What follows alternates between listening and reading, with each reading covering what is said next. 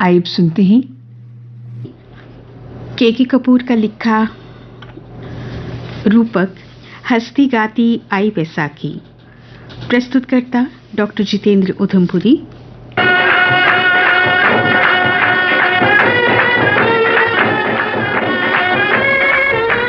बैसाखी के आते आते ही फसलों की रखवाली खत्म हो जाती है, क्योंकि बैसाखी का महीना शुरू होते ही गेहूं, चने और सरसों की फसलें पककर तैयार हो जाती हैं और सुनहरी धूप में दूर दूर तक फैली हुई सुनहरी फसलों को देख देख कर किसानों के दिल खुशी से बाग बाग हो जाते हैं। हर किसान अपनी फसल की देखभाल, नशोनुमा और रुखवाली इस तरह करता है जिस तरह एक माँ अपने बच्चे की देखभाल, नशोनुमा और रुखवाली करती है।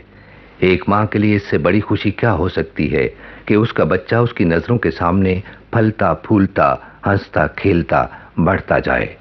और एक किसान के लिए इससे बड़ी खुशी क्या होगी कि उसकी फसल उसकी नजरों के सामने सब्जाजार लहलाए और पककर तैयार हो।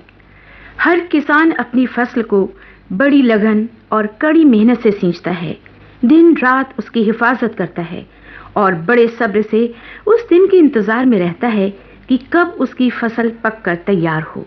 इसलिए हर बैसाखी के साथ किसानों के लिए अपनी मेहनत और अपने सब्र का फल पाने का वक्त आ जाता है। और कितना मीठा होता है किसानों की मेहनत का फल, कितना सुनहरा होता है सब्र का फल। हर बैसाखी किसानों के लिए यही खुशी का पैगाम लेकर आती है।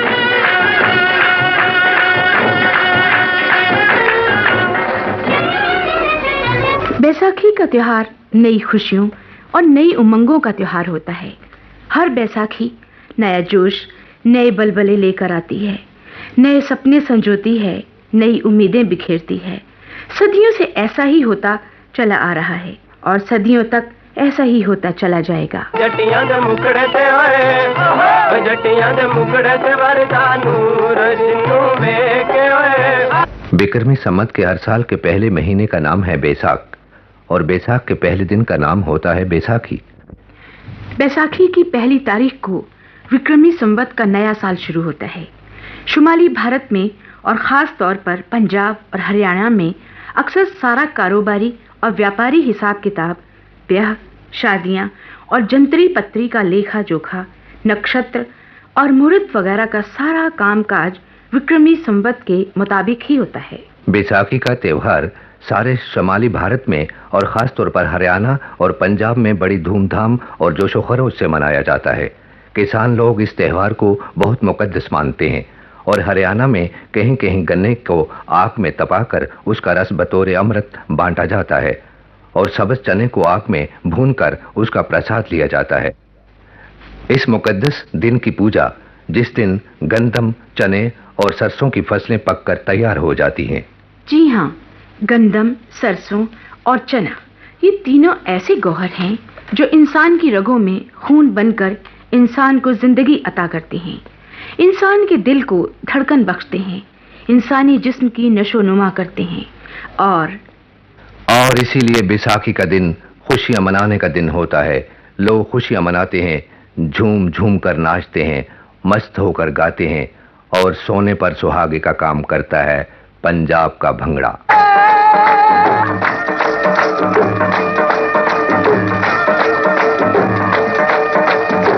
पंजाब और हरियाणा की तरह जम्मू में भी बैसाखी का त्योहार बड़े जोशों खरोश से मनाया जाता है। उस दिन रणबीर नहर के किनारों पर एक मेला सा लग जाता है। हजारों लोग, मर्द, औरतें और बच्चे बैसाखी के दिन का मुकद्दस स्नान करके नए साल की दुआएं मांगते हैं। जम्मू के अलावा कई और जगह भी मेले लगते हैं। कस्बा उधमपुर में ये मेला 3 दिन तक चलता है।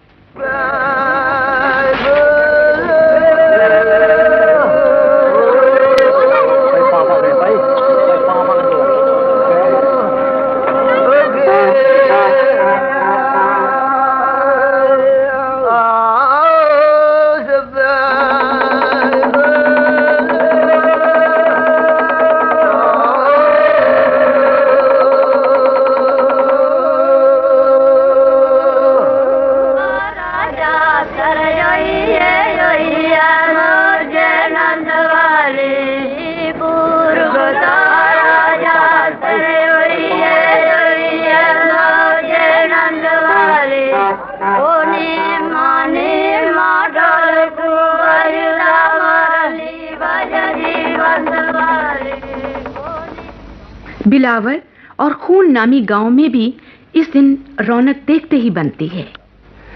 दरियाए तवी में भी हजारों लोग तलुए आफ्ताब से कब्ल नहा धोकर दुआ करते हैं कि नया साल सबके लिए मसरतें और खुशहाली लेकर आए। तलुए आफ्ताब के साथ हजारों लोग सूरज देवता को जल चढ़ाकर मंत्रों का उच्चारण करते हैं। बैसाखी का त्योहार किसी मजहब या फिरके का त्योहार नहीं होता। ये एक कौमी त्योहार है जिसे हिंदू, मुसलमान और सिख सभी मिलजुल कर मनाते हैं। जम्मू शहर में यह त्योहार आपसी भाईचारे और कौमी यकजहती का एक शानदार नमूना पेश करता है।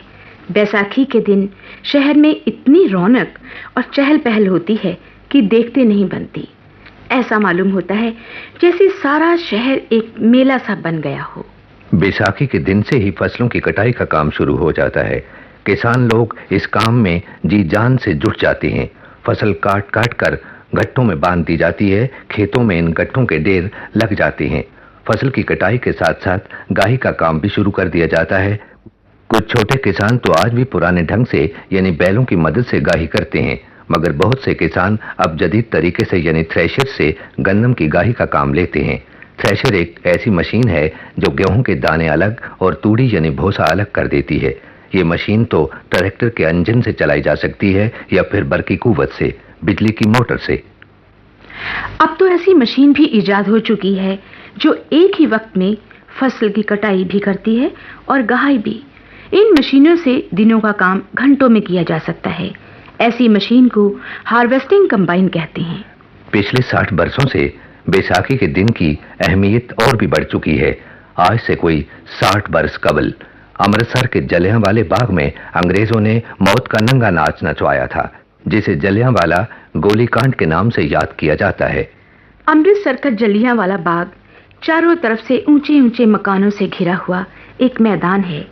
इस मैदान से बाहर निकलने का एक ही रास्ता है जो एक तंग गली पर मुश्तमिल है। आज से कोई 60 साल कबल बैसाखी के दिन जलियांवाला के इस मैदान में आजादी के दीवानों का एक जलसा हो रहा था। अंग्रेजी हुकूमत के खिलाफ तकरीरें हो रही थीं। इनकलाब के नारे बुलंद हो रहे थे।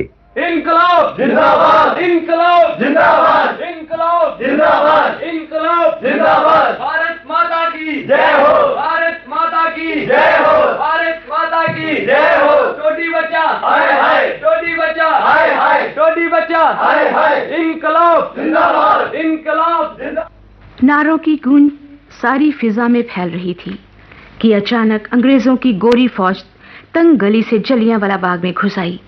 इस फौज की कमान एक अंग्रेज जनरल डायर कर रहा था।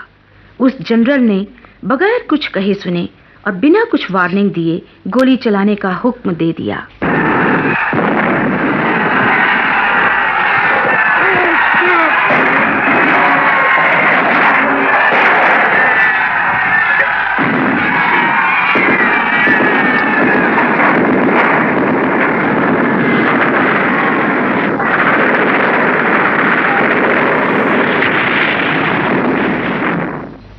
गोरा फौज के सिपाहियों ने इस कदर वहशियाना अंदाज में गोलियां बरसाईं कि देखते ही देखते तकरीबन 1000 आजादी की शम्मा के परवाने अंग्रेजी गोलियों का शिकार होकर शहीद हो गए और कई हजार बुरी तरह जख्मी।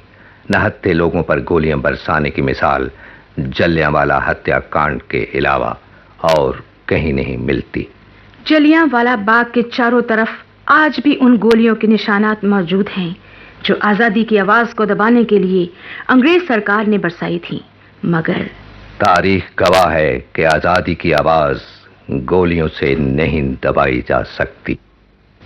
इसी जलियांवाला बाग में वो खूनी कुआं अब भी मौजूद है जिसमें गिरकर सैकड़ों देशभक्तों ने जामे शहादत पिया था और शहीदों का खून आखिर रंग लाया था।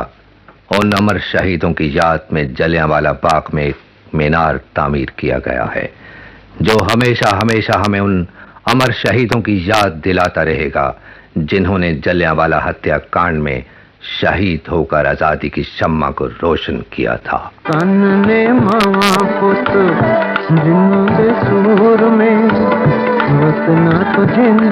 कहा जाता है कि जलियांवाला हत्याकांड का सारा मंजर एक नाबालिग लड़का एक पेड़ की ओर से छुपकर देख रहा था।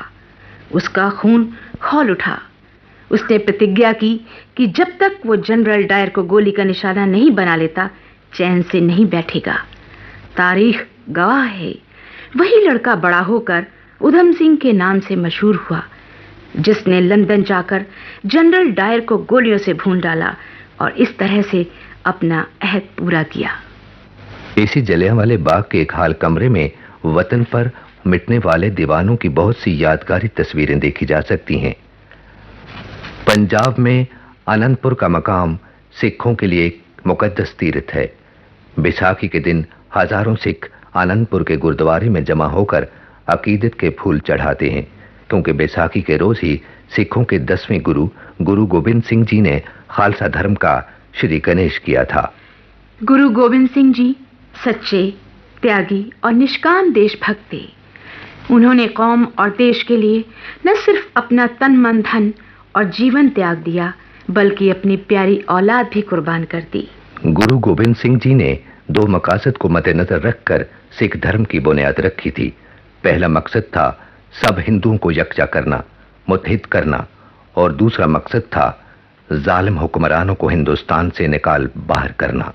चुनाचे उन्होंने खालसा धर्म की बुनियाद रखकर सब हिंदुओं में हिम्मत और बहादुरी की नई रूह फूंक दी, ताकि लोग खुदगर्जी, बेहिम्मती और काहली को छोड़कर देशभक्ति और शुजाअत का नमूना बन जाएं। और इस तरह गुरु गोबिंद सिंह जी ने एक ऐसी जमात तैयार कर ली जिसने आगे चलकर धर्म और देश की रक्षा की। सिख धर्म के मानने वालों के लिए बैसाखी का दिन बहुत मुकद्दस दिन होता है। पाकिस्तान में पंजा साहब, बिहार में पटना साहब, श्रीनगर की छठी पातशाही, अमृतसर के गोल्डन टेम्पल, दिल्ली के शीशगंज गुरुद्वारे और मुल्क के दीगर गुरुद्वारों में लाखों सिख इस दिन को बड़े जोशो खरोश के साथ और श्रद्धा से मनाते हैं। जगह जगह अखंड पाठ रखवाए जाते हैं और शब्द कीर्तन होते हैं।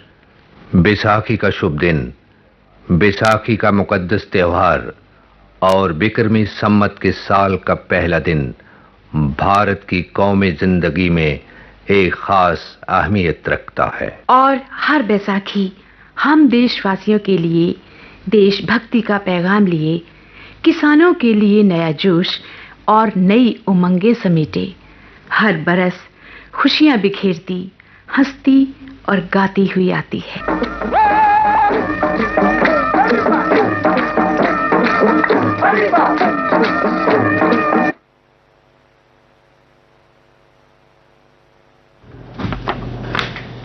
आप सुन रही थी के कपूर का लिखा रूपक हस्ती गाती आई बैसाखी।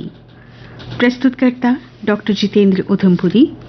वाचक थे सुदर्शन डोगरा और महमूद अहमद।